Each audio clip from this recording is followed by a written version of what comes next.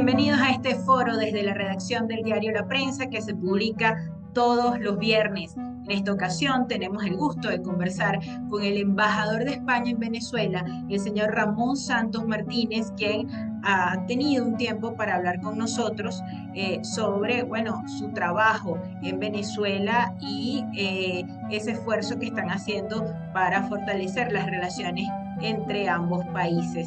Gracias por aceptar esta invitación. Muchas gracias por invitarme y muy buenos días a todos sus lectores y a los espectadores. Señor Ramón Santos, usted tiene en Venezuela desde el 2021 con el cargo de primero encargado de negocios, en diciembre de 2022 como embajador, luego de unas relaciones que eh, estuvieron un poco distanciadas, por así decirlo, el no reconocimiento del gobierno desde el 2019 hasta el 2020 por parte de España. ¿Cómo están las relaciones actualmente entre España y Venezuela? Bueno, yo creo que las relaciones están bastante bien. Hay buenos niveles de interlocución, tanto por el lado de la Embajada de España aquí en Caracas como por el lado de la Embajada de Venezuela en España. En ambos casos, ambos países están representados al nivel de embajadores. Y bueno, como digo, las comunicaciones son fluidas, son respetuosas y fluyen bien, sí. Usted ha tenido una amplia carrera diplomática en Latinoamérica y Estados Unidos. Estuvo primero como embajador de España en Ecuador, luego Bolivia, unos 4 años en Panamá. Ahora, ¿cómo ha sido su experiencia en Venezuela? Bien, como dice, yo tengo una larga experiencia en países de América Latina. Sí, y en fin, Venezuela, pues naturalmente que comparte muchos de los rasgos y luego pues también tiene sus diferencias, ¿verdad? En Venezuela, pues la amabilidad, el acogimiento, la hospitalidad de los venezolanos, pues es bastante frecuente en otros países de América Latina en los que he estado. Las relaciones con los gobiernos suelen ser relativamente fáciles, precisamente por el caudal histórico que compartimos españoles y latinoamericanos. Y luego, bueno, pues Venezuela tiene sus propias particularidades que tienen que ver con la evolución del país en los últimos 25 años, que tienen también con su condición doble de ser país caribeño, de ser país andino, y eso también se manifiesta en la manera de ser de las personas. En fin, para mí, pues llegar a Venezuela, por un lado, no me resultó muy complicado, no me resultó muy diferente a lo que yo ya conocía. Por otro lado, dadas las circunstancias en las que llegaba y con relaciones entre los gobiernos que habían pasado por momentos delicados, pues era una relación diplomática más delicada, más difícil, por decirlo así, que en otros países en los que he estado, ¿no? Creo que afortunadamente pues, estamos ahora, como decía antes, en una situación de buenas relaciones y respetuosas y fluidas. Durante su trabajo como diplomático ha sido fundamental promover el intercambio cultural entre España y Venezuela. ¿Qué ha buscado transmitir en este país? La cultura es una vía muy adecuada, muy útil para acercar sociedades, para acercar pueblos.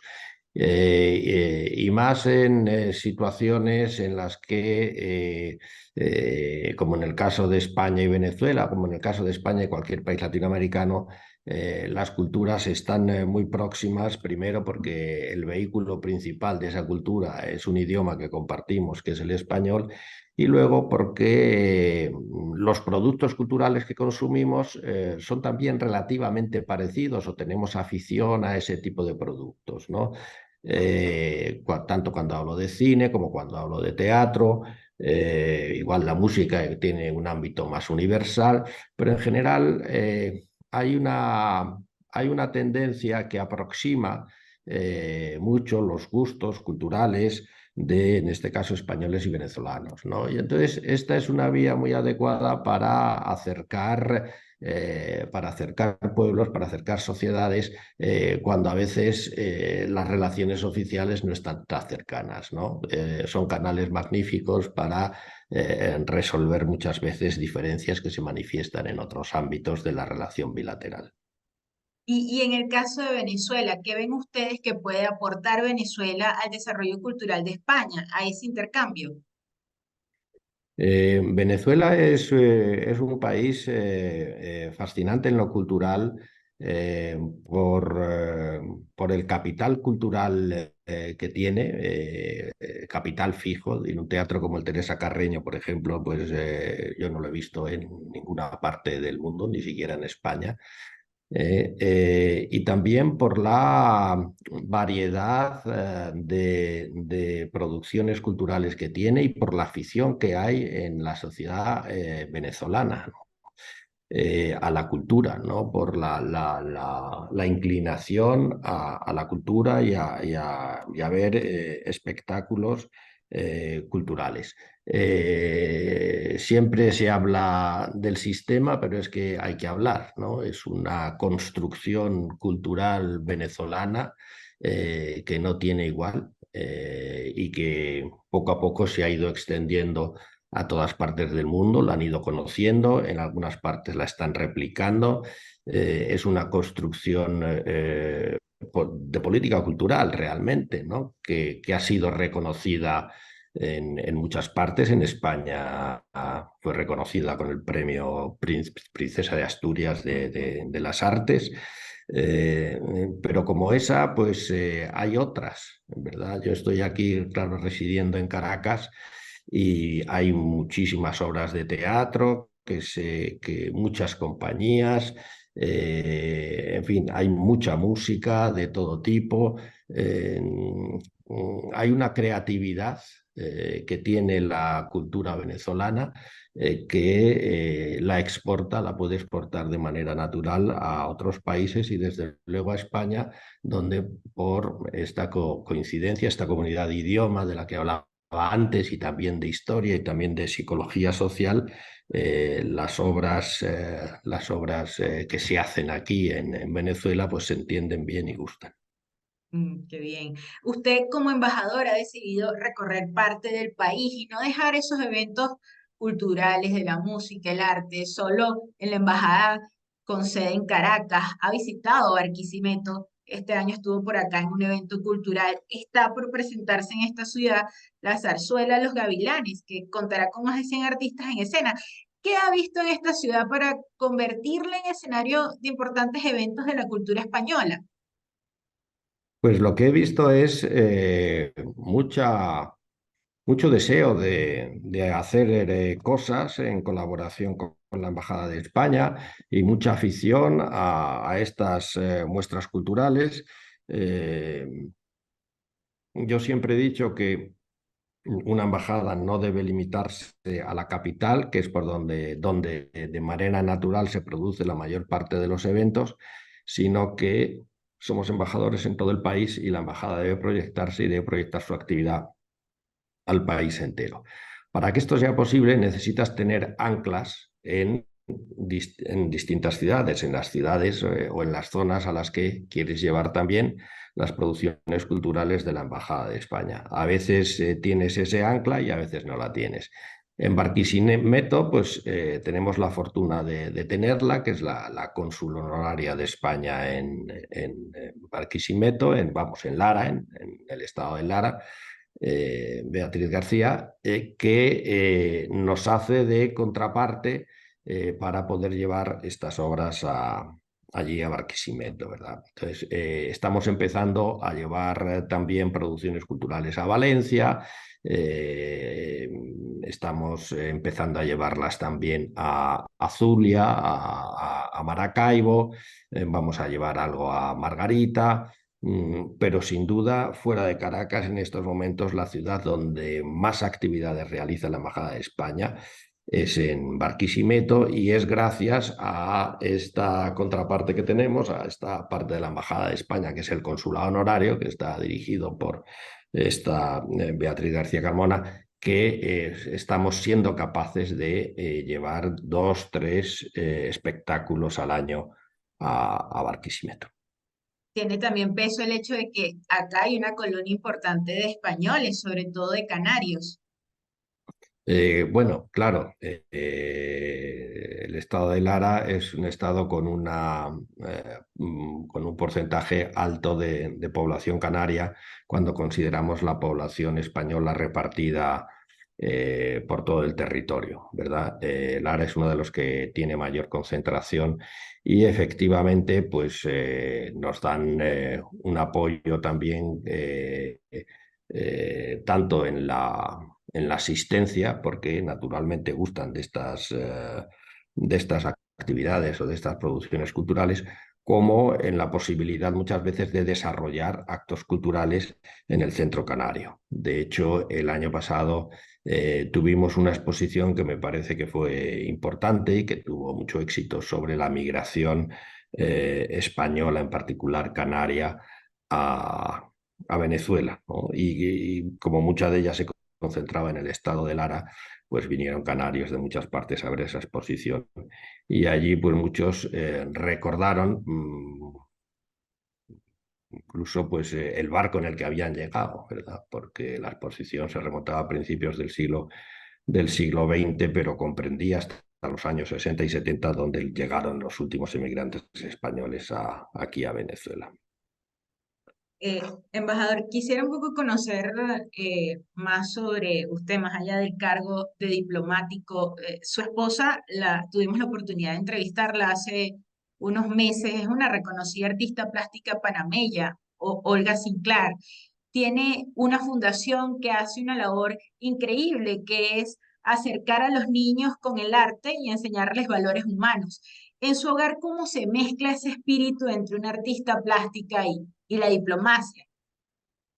Bueno, es una mezcla, me parece que muy fructífera y muy positiva, porque eh, el problema de la diplomacia, cuando estamos hablando de la vida de la pareja, es que al ir de puesto en puesto, al salir de un país e ir a otro, las posibilidades laborales de tu pareja pues disminuyen muchísimo o quedan reducidas a cero. En el caso de contar con una artista plástica que puede desarrollar su actividad en cualquier parte del mundo, pues ese problema se resuelve, ¿verdad? De manera que desde ese punto de vista, desde el punto de vista de la armonía familiar, pues ya tenemos ahí que el principal problema que solemos tener los que nos dedicamos a la diplomacia, en lo que se refiere a nuestra vida personal, pues está resuelto. Y luego pues hay bueno, una armonía y una complementariedad muy profunda entre mi actividad como embajador aquí y la suya, no tanto en su faceta de artista plástica, que también, sino más bien en su faceta de presidenta de una fundación que realiza una labor que yo diría, salvando las distancias, es muy parecida a la labor que realiza aquí el sistema, ¿verdad? Enseñando música clásica a los niños desde pequeñitos. Bueno, en este caso es una actividad de talleres de pintura que se hacen con grandes números de niños, y que tienen un poco esa misma función de salvarnos por el arte, por decirlo así, un poco con grandes palabras, pero se trata de eso, ¿no? De producir una formación humana sobre la base de la práctica del arte, bien sea de la música, bien sea de la pintura. Es un enriquecimiento que sin duda no te dan otras actividades a las que diarias, que son las que hacemos normalmente. ¿Y tiene usted hijos, embajador? Sí, sí, tengo una hija y un hijo, sí. ¿Cómo estar presente cuando su trabajo consiste en viajar por el mundo, en vivir en muchas partes? Bueno, no puedes estar presente. Afortunadamente ellos ya son mayores, entonces cuando eran más pequeños, pues sí, te los llevabas a un sitio, te los llevabas a otro, pero llega un momento en que a partir de la adolescencia, vamos, tardía adolescencia, a partir de los 17, 18, cuando entran en la universidad, pues ya empiezas a dejarlos que vuelen solos, ¿no? No que vuelen solos, porque los sigues amparando, pero ya los preparas para eso. Pero sí, en fin, es una vida que desde el punto de vista familiar tiene sus costes.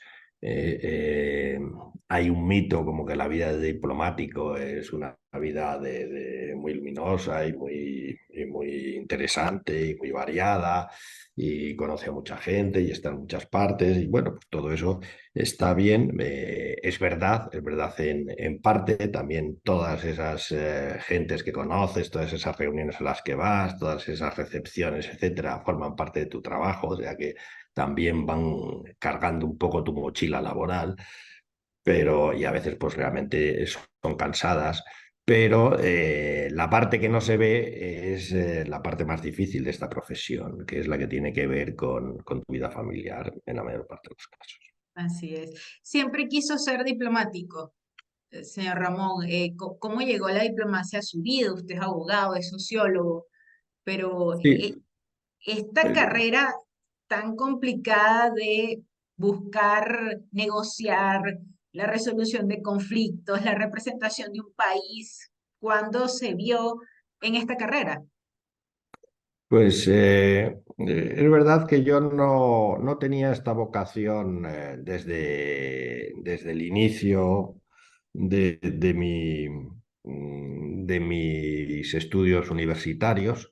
Yo más bien iba inclinado hacia la academia, eh, pero luego, bueno, pues las cosas se me truncaron para hacer carrera académica, perdí una beca que estaba seguro que iba a conseguir y que me iba a permitir hacer un doctorado, que es el paso primero para hacer carrera académica.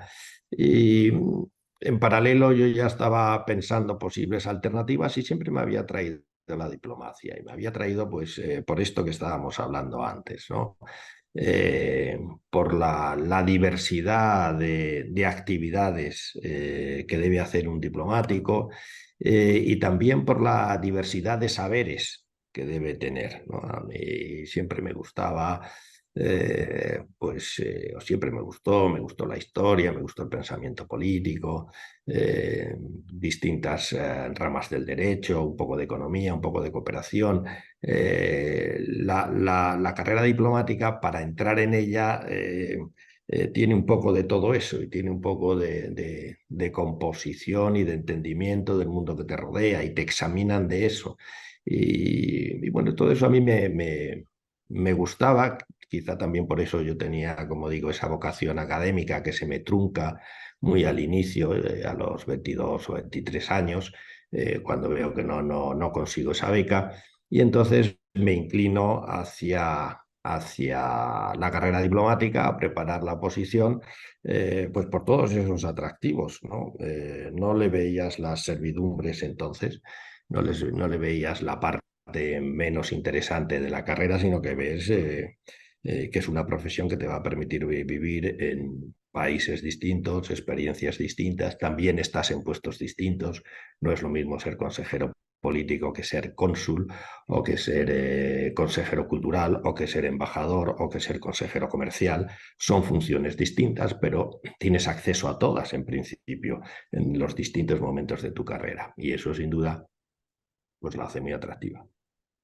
Quiero ahora, embajador, preguntarle por cómo ve el país desde el punto de vista económico, desde su cargo. Bueno, ha hablado de que en lo cultural tenemos un intercambio entre España y Venezuela con ciertos parecidos en el ámbito cultural, pero ¿cómo está, por ejemplo, el intercambio económico en este momento entre España y Venezuela? Eh, Pues está en números muy pequeños. El intercambio comercial ha venido bajando desde el año 2013. Quizás el año que menos intercambio ha habido fue el 2021. Sumando la doble vía, importaciones-exportaciones, no llegamos a los 200 millones de dólares. Y a partir de 2022 se está incrementando, se ha incrementado mucho porque ha sido posible empezar a hacer envíos de petróleo de Venezuela a España. Entonces, eso ha subido ya el intercambio comercial a más de 500, 600 millones de dólares. Y en el año 2023 se está incrementando esta exportación de petróleo y entonces está sobre todo mejorando los números de la exportación venezolana a España, ¿verdad? Pero hay mucho camino por recorrer en el campo del intercambio comercial. En el campo de la presencia de empresas españolas, bueno, pues hay que decir que a pesar de la crisis económica que ha estado sufriendo Venezuela, las principales empresas españolas se han quedado. Son empresas que tienen un alcance estructural y que, bueno, cuando llegaron, pues ya tenían claro que llegaron para quedarse, ¿no? Esto es como lo de en un matrimonio, en la salud y en la enfermedad, pues esto es un poco lo mismo. Son empresas que están en la telefonía, Movistar, o que están en la banca, como el BBVA Provincial, o que están en seguros, como Mafre, o que están en el ramo del petróleo, como Repsol. Son empresas que están invirtiendo miles de millones de dólares y que crean miles de puestos de trabajo, ¿no? Y esas siguen y esas en la medida en que empiezan a mejorar las perspectivas económicas venezolanas, pues naturalmente mejorarán también. Han pasado por vacas flacas, como ha pasado todas las empresas que se han quedado aquí en Venezuela, sean venezolanas o sean extranjeras, pero en la medida en que la situación mejore, pues todos mejorarán. Y le preguntaba, en los últimos 2 años ha habido inversión española en Venezuela, porque se han visto algunas marcas, algunas franquicias. Ha ¿Qué habido, sectores son los que más están interesando? bueno, ha podido venir algo, pero lo que hay sobre todo es interés, es empresas que vienen a preguntar. Por ejemplo, me vinieron a preguntar de automóviles, por ejemplo, empiezan a preguntar textiles. Eh, eh, Luego lo que sí ha habido es en temas alimentarios, bebidas. Productos típicos españoles. De eso sí ha habido, pero realmente establecimiento de nuevas empresas, poco. Ha podido haber alguna cosa, ¿verdad? Pero poco. Lo que hay es las que están aquí, sí, algunas pues están incrementando su actividad económica, eh, pero esperamos que en el futuro próximo esa actividad y la posibilidad de que vengan nuevas empresas españolas va a ser una realidad. ¿Sabe cuántas empresas españolas están en el país? No, el número no le podría decir porque además habría que ver, claro, consideramos empresas españolas aquellas empresas que tienen su sede social en España, ¿no? Y que tienen aquí pues una filial o que tienen algún tipo sí, de franquicia, no aquellas empresas que llevan aquí españoles, ¿no? Entonces, por eso no sabría decirle exactamente, hay unos cuantos cientos de ellas, pero no les sé dar un número específico, ¿no? Mire, ¿ha podido reunirse usted con el sector empresarial venezolano? Sí, me he reunido varias veces con ellos, sí. Mire, ¿qué ha visto usted en el espíritu de los empresarios venezolanos? Se lo digo porque, bueno, este país perdió en 9 años el 80% del tamaño de su economía.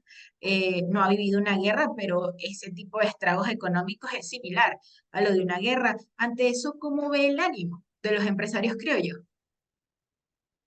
Eh,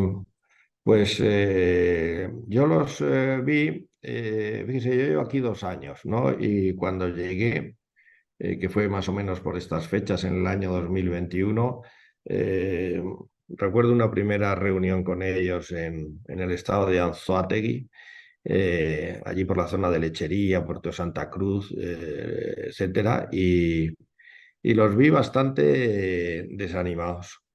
Y sin embargo, como un año más tarde, una misma reunión allí, esos mismos empresarios estaban bastante esperanzados en que las cosas iban a mejorar. Bueno, ese es un estado petrolero. Muchos de esos empresarios tenían empresas de servicios en el ámbito del petróleo y bueno, había expectativas de que la situación petrolera iba a mejorar. Y ahora, pues más todavía, ahora con el levantamiento de las sanciones, esta decisión tan reciente, pues se han despertado muchas expectativas, porque sin duda eso se va a traducir en una mejora general, no solo del sector petróleo, que sin duda, pero todo eso va a permear la economía venezolana. Este es un país petrolero y todo lo que ocurra en ese ámbito capilariza el resto de las actividades económicas.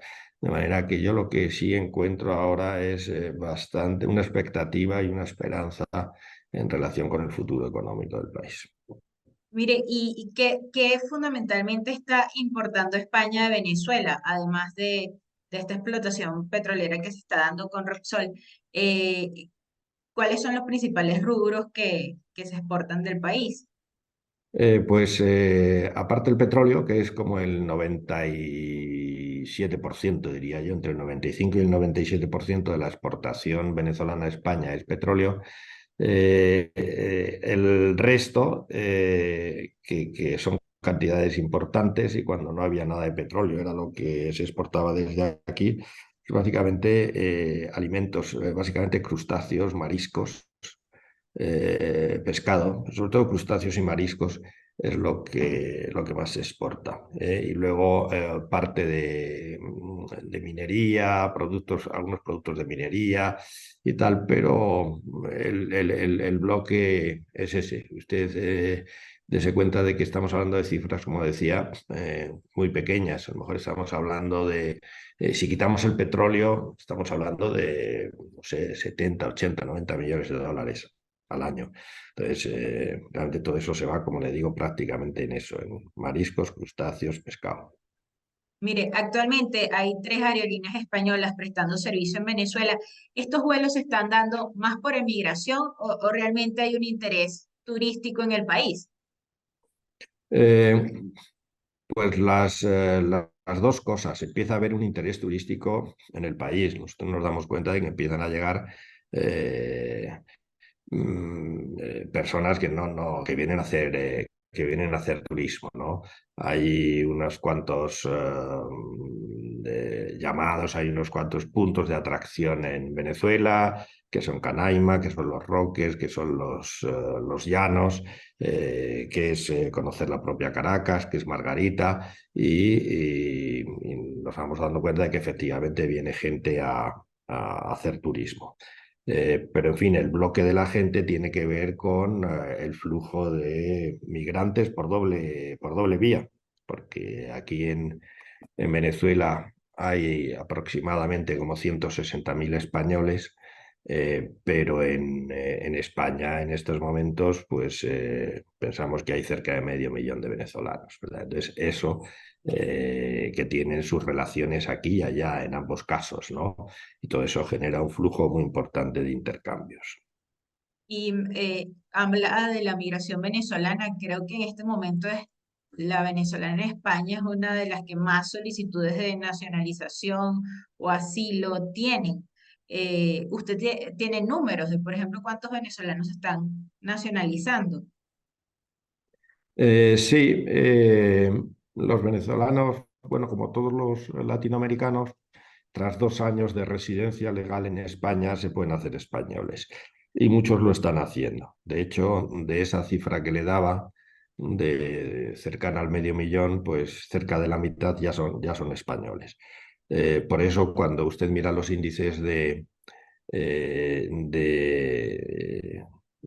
personas extranjeras en España, y ve que ahí le salen a lo mejor 260.000 venezolanos o una cosa así, pero cuando mira españoles nacidos fuera de España, entonces ahí le sale la cifra completa, porque en cuanto estos venezolanos pasan a ser españoles, desaparecen de las estadísticas de la población inmigrante.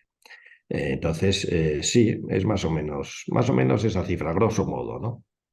Más o menos La- medio millón y la mitad ya son españoles, además de venezolanos. se están haciendo nacionalizaciones también basándose en el origen sefardí. Explíqueme un Ujú. poco cuántos se han nacionalizado, por lo menos si tienen información de los venezolanos por este origen. Sí, fíjese que Venezuela y Turquía, y en concreto las ciudades de Caracas y Estambul, fueron determinantes porque reunían la mayor población sefardí para, en su momento, en el año 2015, aprobar la ley de naturalización de sefardíes, ¿no? Aquí en Venezuela, pues llevamos aproximadamente 8.000 nacionalizaciones de sefardíes, por razón sefardí. Teniendo en cuenta las nacionalizaciones por la ley de memoria histórica, la ley de memoria democrática y las nacionalizaciones sefardíes, debemos andar por las 15.000. Ok. Y bueno, ¿cuál ha sido esa contribución de la población venezolana en el desarrollo de España en los últimos años? Este país fue de acogida para muchos españoles entre la década de los 30, 60, y los españoles ayudaron al desarrollo económico de Venezuela. Ahora, ¿cómo es la realidad? Bueno, esos españoles que ayudaron al desarrollo económico de Venezuela, que se establecieron aquí, formaron aquí sus familias, pues siguen contribuyendo al desarrollo venezolano y al bienestar venezolano. Eh, Hay algunos casos muy ejemplares, como el de las empresas El Tunal, por ejemplo, ahí en Lara, ¿no? Es una empresa modélica en términos de explotación de ganado, distribución de la carne, en fin, tiene toda la línea de ganadería, matadero, distribución de alimentos, todo lo tiene integrado y bueno, pues es de un español de los que se bajó del barco, ¿no? De uno de esos españoles que llegó con 14 o 15 años y que, bueno, fue capaz, gracias también a la generosidad y a la apertura que tenía entonces Venezuela hacia los europeos y hacia los españoles en particular, pero en fin, también hacia otros migrantes que llegaron de Europa, que llegaron en grandes números y pudo hacer aquí su vida y al mismo tiempo contribuir al desarrollo venezolano. Y ahora los venezolanos, muchos de ellos están haciendo algo parecido también en España, ¿no? Ellos están contribuyendo con sus inversiones, las inversiones de venezolanos en España son importantes y también con sus oficios. Se están estableciendo allí informáticos, arquitectos, ingenieros y están contribuyendo también al desarrollo de la sociedad española. Los países de Europa tienen 70 años de construcción pacífica. En este momento hay dos guerras en el mundo. Obviamente hay tensiones por una crisis energética, pero las naciones que integran la Unión Europea son ejemplo de reconciliación, entendimiento, de que ninguna nación puede estar sobre la otra, de libre mercado. ¿Qué debe aprender Latinoamérica de Europa para lograr su desarrollo económico? Bueno, fíjese, ha puesto usted un ejemplo, una comparativa entre Europa y América Latina que es muy interesante, porque Europa es el país que a lo largo de la historia, el continente que a lo largo de la historia seguramente más se ha matado entre sí. Los enemigos que tenían los países europeos estaban dentro de los países europeos. Francia ha estado guerreando contra Alemania desde hace 200 años. Ha estado guerreando contra España desde la época del siglo XV-XVI, en que España y Francia se disputaban la primacía en Europa. Ha estado guerreando contra Inglaterra, España contra Inglaterra, todos contra todos. Ha sido, y cuando no era por el territorio o por las coronas, era por la religión. Constantemente ha sido una guerra constante. Es difícil encontrar periodos en la historia de Europa en donde no hubiese ninguna guerra en ninguna parte, ¿no? Y entonces, después de esa catástrofe tremenda que fue la Segunda Guerra Mundial, los europeos deciden no solo renunciar a la guerra, porque para renunciar a la guerra tienes que hacer algo más, que es renunciar a tu soberanía. Entonces, esto es un tema muy importante porque lo que significa la construcción europea es una renuncia a enormes parcelas de soberanía. Nosotros no tenemos una moneda como españoles, ni los franceses como los franceses, ni los alemanes como los alemanes. Es una moneda común que dirige un banco central que no depende de ninguno de los países, que es autónomo, ¿no? El comercio de España no lo dirige España, el comercio de España se dirige desde la Unión Europea, desde la Comisión de la Unión Europea. Lo mismo pasa con la competencia, lo mismo pasa con la política industrial, lo mismo pasa con muchas otras políticas. Estaba haciendo un poco ese desarrollo para explicarle cómo países que tienen lenguas distintas, que se han peleado durante siglos por diferencias religiosas, unos protestantes y otros católicos, que tienen aproximaciones culturales, pero también diferencias culturales entre el norte y el sur. Estos países han sido capaces de integrarse y de cooperar como nunca se había hecho en la historia del mundo, por lo menos en los últimos siglos, ¿no? Y Europa está viviendo con las dificultades que pueda tener ahora y con ciertas erosiones del estado del bienestar que efectivamente hay, pero sigue viviendo pues los 70 años mejores de su historia, y sobre todo 70 años en paz, en cooperación y en integración de países. No hay fronteras entre ellos, tienen el mismo pasaporte, en fin, uno se puede ir en carro desde la Punta a España, desde Cádiz, y se puede ir hasta Helsinki y no le paran en ninguna frontera, etcétera. Y llama la atención que América Latina, que tiene muchos más elementos de base para poder hacer una construcción parecida o incluso de mayor integración, un poco lo que era el sueño de Bolívar y lo que era el sueño de Morazán en Centroamérica y de otros grandes próceres y figuras de la historia de América Latina, porque comparten la misma lengua, comparten la misma religión. Esas dos cosas te dan ya forma al mundo que te rodea, al mundo que tú vives y al mundo que tú entiendes. Y son fundamentos muy importantes también en términos étnicos. Hay una gran sintonía, una gran semejanza, de manera que se dan las circunstancias para que en América Latina se produzcan procesos de integración, incluso que vayan más allá del europeo. Yo me imagino que es la juventud de estos países, el hecho de que no han tenido algunas guerras por las fronteras o algunas guerras de territorio, por el territorio entre ellos, pero en general ha sido un continente bastante pacífico en la relación entre los países, entre las repúblicas, el continente americano, y quizá eso pues haga que todavía no se hayan decidido o no hayan emprendido realmente procesos de integración, porque lo han intentado y hay ahí organismos, pero son organismos que o no acaban de funcionar del todo, o a ratos funcionan más y a ratos menos, y desde luego que no han tenido los niveles de integración que tienen los países europeos, ¿no?